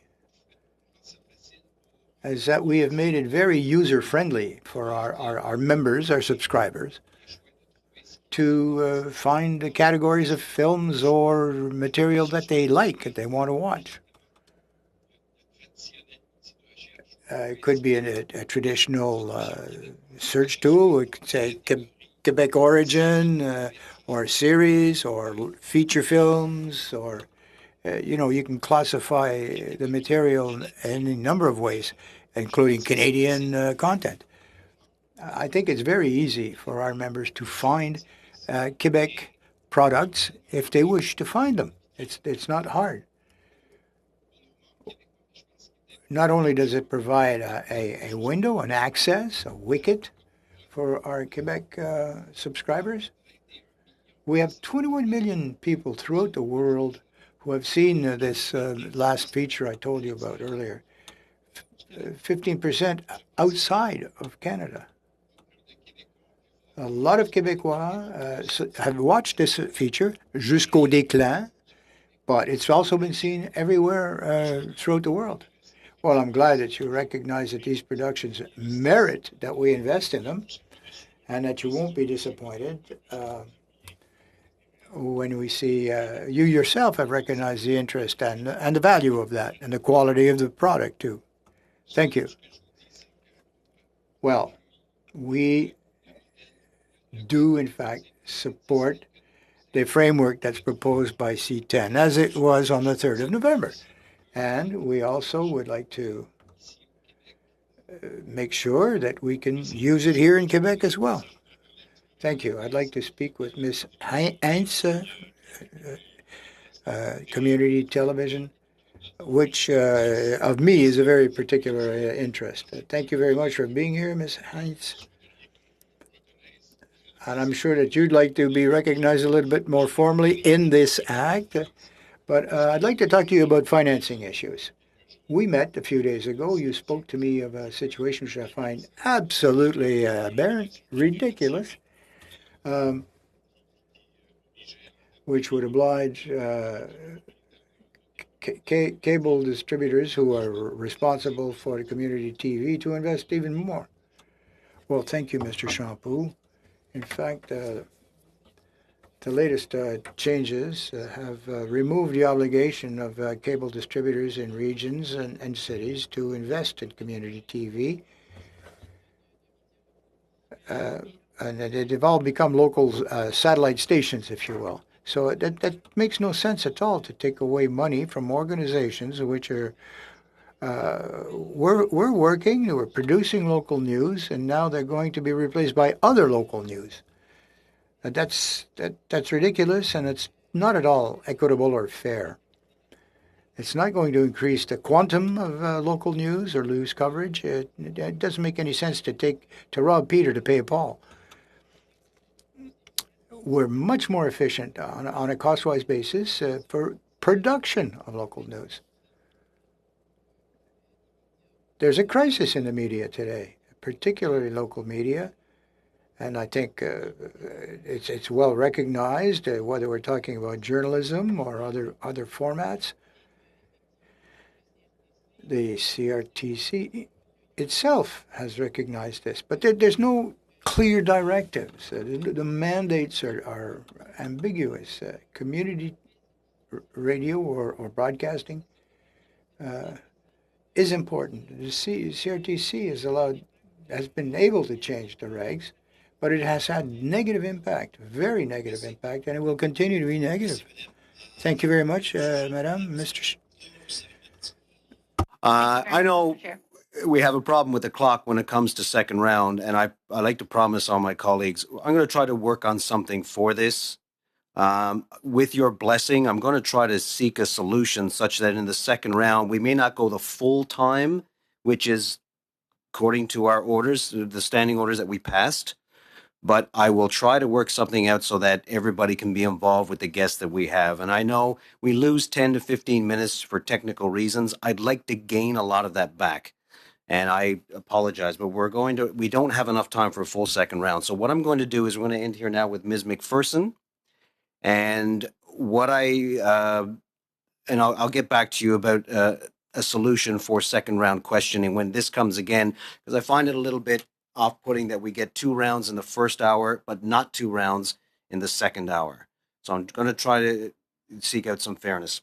In the meantime, that being said, Mr. Chair, can I just clarify that this is the last time that I'll be asking questions. Is that correct? Yes. And Okay. this should Just to make take sure I you understood. this should take you past 2:55 Eastern, which means I don't even have enough time for a first question on the second round.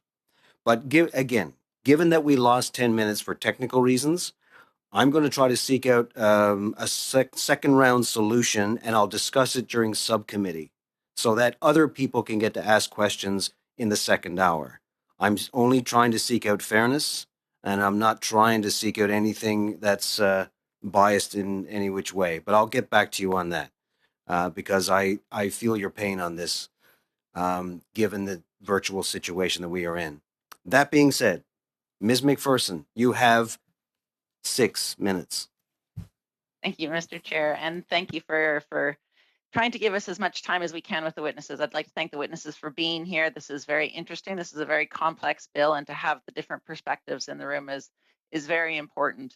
I think what I'd like to do is start maybe with Ms. Wheeler. Ms. Wheeler, you were interrupted earlier during your testimony just because of time constraints. I'm wondering if you'd like to finish that thought before I ask you a follow-up question. Thank you for that.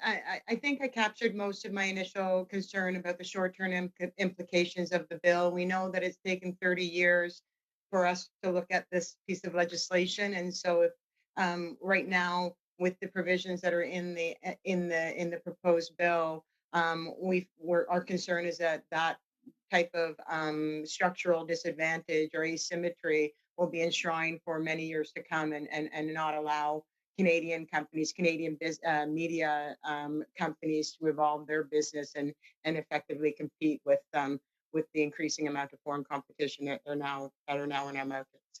And we certainly see that. We see the need for this bill to not only be the bill we need right now or the bill we needed 10 years ago, but rather the bill we'll need in 10 years. So I appreciate that. As it stands in its current formation, obviously we'll be going through clause by clause, we'll be submitting amendments, but as it stands right now, would it be better from your perspective that it goes forward, or that it should not go forward in this form? It needs to have those amendments added. We believe that the time is now to get it right, and that the proposed amendments that we put forward should be considered and should be part of a future passage of the bill. And I guess one of the things that I asked in the last panel, and I will ask with all of the panelists today as well, going forward, knowing that we have an awful lot of diverse opinions coming at this committee, what would be the one, if you could only identify one amendment that you would like to make sure makes it into this bill, into our recommendations for this bill, what would that one be? It would be the issues of asymmetrical application of the rules and regulations on Canadian companies that would amount to more onerous obligations than those that are imposed on the U.S. tech giants. And so that is the core of our concern in this bill. Thank you. And perhaps I'll ask Ms. Hines as well. I know that you spoke about the lack of acknowledgement of your sector, of your portion of the sector. How do you see the current state of the bill? Would you like it to go forward? And what is the one amendment that you'd like to see included as we consider the bill in this committee? C'est sûr que dans sa forme actuelle, In its current form, it's far from ideal. We continue to be ignored, and this has negative impact on the production of local news.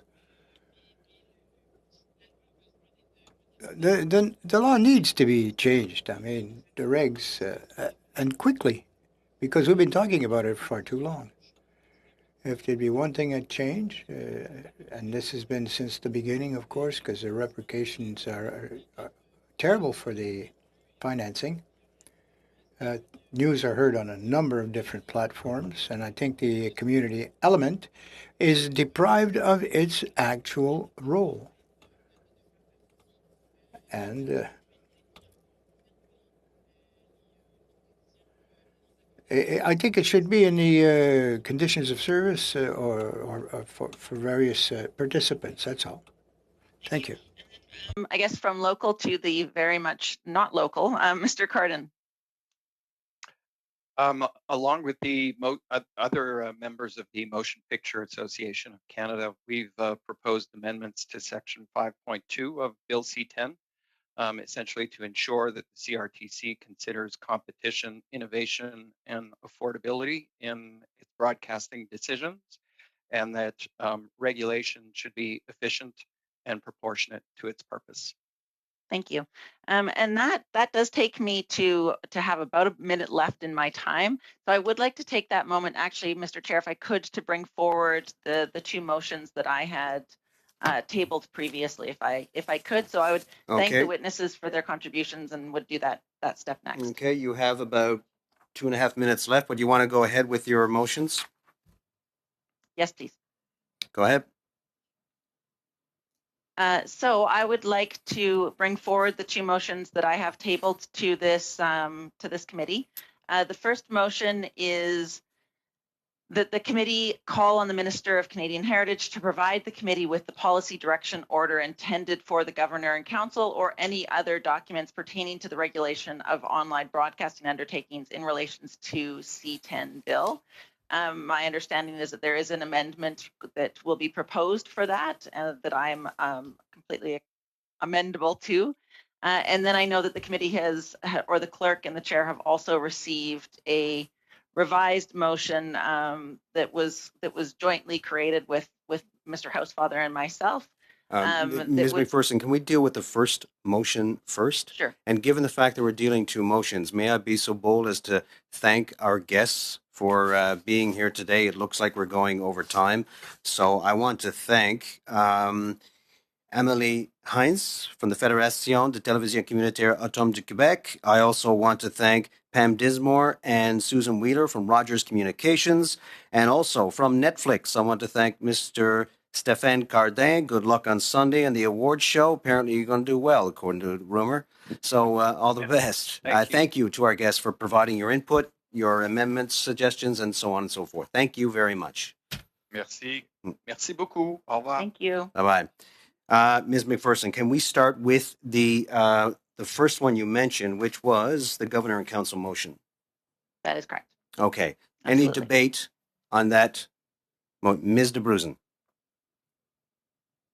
I am going to propose an amendment. I have put it forward to Ms. McPherson before, so I don't believe it's contentious, which is just that the policy directive is in fact a draft policy directive. There is no finalized policy directive. So to add the word draft before policy directive, that would be the amendment, just adding the word draft. You mean policy direction? Direction. That the committee call on the Minister of Canadian Heritage to provide the committee with a policy direction draft. Well, I was going to say draft policy direction. Oh. With the draft policy, yes, you make more sense than I do at this point, yes. With the draft policy direction and the rest remains the same. Does everybody understand that amendment? I'm seeing a lot of nods. Okay. Can we proceed to the vote for the amendment? Is there anybody who is against the amendment? Hearing silence, I therefore pass the amendment. You know what I mean. All right. So that's done. Now, back to the main motion as amended. The motion from Ms. McPherson from the Governor and Council. I don't think I need to read it again. Seeing no further debates, I call the question. Anybody dissenting to this motion? Seeing no dissension, I therefore declare it adopted. Now, Ms. McPherson, I believe you have a second one. I do. And Mr. Chair, I'm not exactly sure, but would it be best for me to read the initial one with the amended version that myself and Mr. Housefather worked on, or would you just like me to read the second amended version? Okay, let me just provide some clarification on this. We're dealing with a Facebook motion, is that correct? Can I use that term? Okay. Sure, let's call it that. A motion put forward by you and Mr. Housefather. I've seen some of the wording that has been proposed. because this is not germane to C10, you need a 48-hour requirement to do that particular motion. It is not committee business. It is not, and like I say, it has to be germane to C10 in order to do that. However, your first motion dealing with Facebook, which was submitted some time ago, I forget the date, on the 19th of February, that one we can debate. However, what I propose is this. If you wish to put forward the new amendment, or sorry, the new motion that you and I'm assuming you and Mr. Housefather worked on, I would need unanimous consent to proceed. Now, which avenue would you wish to choose? Can I ask a question? Yes, Can please I do. bring forward the one that I tabled on the 19th of February and then introduce the amendments to that motion that Mr. Housefather and myself have worked on as an amendment to the initial motion so that it would actually work? Yes, you can amend that emotion. You can do whatever you want with your emotions, pardon me. But your motion itself, yes, you It's Friday. You I've can got amend it, yes. a lot of emotions. Okay, well then why don't Can we you do can that? you just sorry, Ms. McPherson, give me 1 second.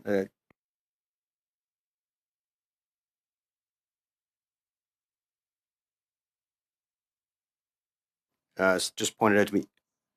Mr. Housefather, I'm assuming, is amending this motion from February 19th. That's correct. Okay, Mr. Housefather, would you like the floor at this point?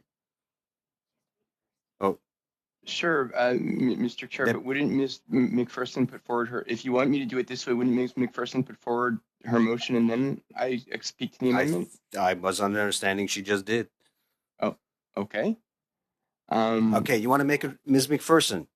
Go ahead. I can read it. I can read the motion. I think everybody has a copy of it. Correct. That there was a desire to have Facebook reappear in front of the committee for a number of reasons. One being the recent news that we have had out of Australia, and of course the important implications that have for Canada and for the work of this committee. Also, that there is some reason to believe that intentionally or not, Mr. Chen may have misled the committee in some of the testimony he provided in his first visit to us this sitting. So that is why I've brought forward this motion. And I certainly hope that the committee sees fit to approve it today. Okay, thank you for that. So, Mr. Housefather. Thank you very much. I've distributed, et je l'ai fait dans les deux langues officielles par écrit. In both official languages, in writing, the modified version that I worked together with was Ms. McPherson. And so I think the proper amendment is that I would move that the words after that the committee in the first motion be struck and replaced by the words in our revised motion. So the revised motion is that the committee invite Facebook Inc. for a follow-up meeting regarding the subjects raised during its testimony before the committee on January 29, 2021, and also to address Facebook's recent actions in Australia related to the Australian government's consideration and adoption of the News Media Bargaining Code, that the committee requests that both Mr. Mark Zuckerberg, CEO, and Mr. Kevin Chan, Global Director and Head of Public Policy Canada, testify on behalf of Facebook Inc., and that the chair be asked to find a time in a non-sitting week in March for this meeting based on Facebook's availability. Puis la différence entre les deux différentes propositions. Repeating in French that Mr. Zuckerberg will come as well as Mr. Chen. That's the major difference because the decision in Australia was done probably at the headquarters in Australia and not here in Canada. Secondly, we'll try to find a time in March where we're giving us time to take a look at of course, availability of Facebook. So those are the two major amendments to the original motion. I hope that the committee finds it in their will to adopt it. Mr. Reyes. Thank you, Mr. Chairman. I'd like to ask a question to the member on her motion. At the time that we received it, there was a link with what was going on in Australia. But now that the Australian government has come to an understanding with Facebook, does she think that this is still viable and of concern to us now, or is the situation closed? Ms. McPherson. Mr. Chair, and I'd like to thank my colleague. I think it is still very, very important and very, very relevant. It has not been resolved completely, the situation in Australia. We are looking at legislation, and we're looking at study at this committee on how we will be interacting with Facebook in this country. So I think it is still incredibly relevant that we have this discussion. I know that there has been some change since I tabled the motion, but it is certainly far from a resolved issue in Australia. Thank you. Mr. Waugh.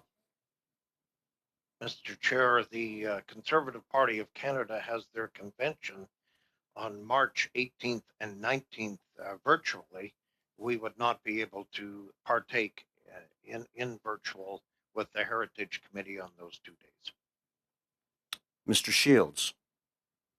Thank you, Mr. Chair. Just a quick ruling. Is that an amendment or basically a rewrite of a motion so it is totally different in intent? Just a quick ruling. Is it an amendment or have we really significantly changed it so we're dealing with the second motion? Yeah, I was going to get to that in just a few moments. Can I, Mr. Reyes, is your hand still up or you want to speak or? I'll get back to your point. Oui, je voudrais Mr. Shields, continuer sur Mr. le Reyes, go questionnement que ahead. j'avais parce que c'est important pour la décision. Yes, I think it would be very important for the decision that we'll take. I understand what the member is saying concerning what's going on in Australia. I think we all share that concern. But in the framework of our discussions on C10, I think the Ministry of Canadian Heritage did not include all the aspects of social media in this particular revision of C10.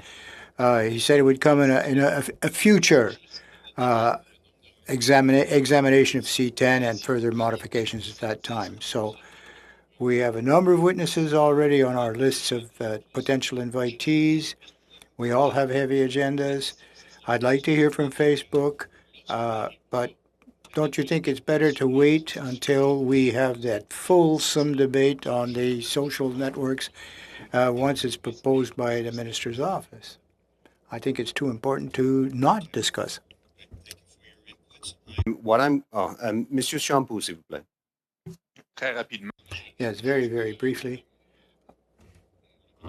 I'd just like to provide an opinion on what Mr. Reyes has just said. Perhaps in the case of Facebook in particular, it might not be urgent. There will be a second phase of the study on the social media, social platforms. But a lot of stakeholders have indicated the concerns about Facebook. The fact that it wasn't included in C10 at this time was a concern. I'm neither for or against in theory, but I think that it's not insignificant. We should have this discussion about Facebook. So we could do it now. We can do it later. I just have to confer. I'm just going to hold on for less than 1 minute. I want to address the concern that Mr. Shields brought up. If you just give me 1 second.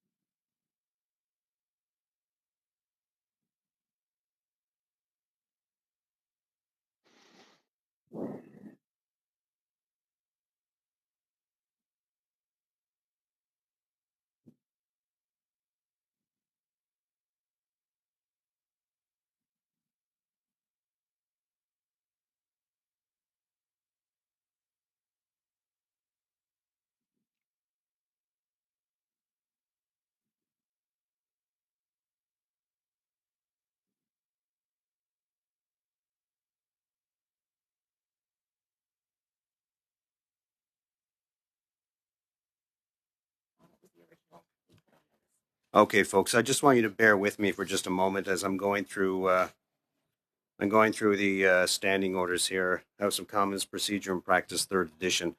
I just wanted to provide this as clarification of where I'm going. And it talks about the motion itself as amended. Now, an amendment must be relative to the motion it seeks to amend. It must not stray from the main motion, but must aim to refine its meaning and intent. An amendment should take the form of a motion. 2. It is, in other words, what they cite here, it is irrelevant to the main motion, i.e., deals with a matter foreign to the main motion, exceeds its scope, or introduces a new proposition which should properly be the subject of a separate substantive motion with notice. There is, in my opinion, a substantial amount to deal with in this particular amendment, and therefore I have to seek unanimous consent to allow this motion to be debated. Mr. Housefather. Yeah, Mr. Chairman, with great respect, all of these could be done through 3 separate amendments or 2 separate amendments. They were done as one amendment. The only thing that changes in this motion is, 1, it adds Mr. Zuckerberg to Mr. Chan as a proposed witness. Number 2, it directs you to find a time during a non-sitting week in March for the meeting based on Facebook's availability. There is nothing else in there that is a substantive change from the original motion put forward by Ms. McPherson. So therefore, I disagree entirely with the ruling you just made, because I could easily take Ms. McPherson's original motion and make smaller amendments to do this. I think to save time for the committee, it was easier to do it this way. But I disagree that there was any changes that are beyond the scope of the original motion or make great changes. I could have just proposed to add Mr. Zuckerberg to the original words, Mr. Chan being invited, and I could have just proposed to add the time that you would be asked to invite the committee.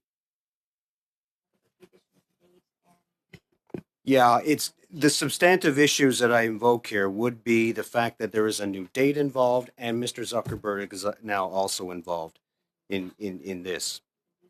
Mr. Chairman, Mr. Housefather, go ahead. Sorry, could I add again? I've dealt with motions before. It would be a proper amendment to Ms. McPherson's original motion for me to suggest that Mr. Zuckerberg be added as a witness. There is no possible way that you would rule that that was not a receivable amendment. And there was no time frame given for the original meeting date. And I've seen many motions at the House of Commons where when no time was given, that we would then instruct the chair as to when to call such a meeting, and that was a receivable motion. So I'm having difficulty understanding why these wouldn't be very normal amendments to a motion given at a committee. I really find the ruling quite surprising. Thank you, sir. Well, let me just deal with your shock and awe for just a moment. All right, let me consider what you just put forward. Does anybody else have a comment on this? This is just my initial reaction to what I'm looking at right now. I'll take that under advisement, and I'll read this once again. As you know, I got this during committee hearing. So let me, unless anybody else has a comment on it, I'm just going to take a few moments to read this again, okay? Thank you.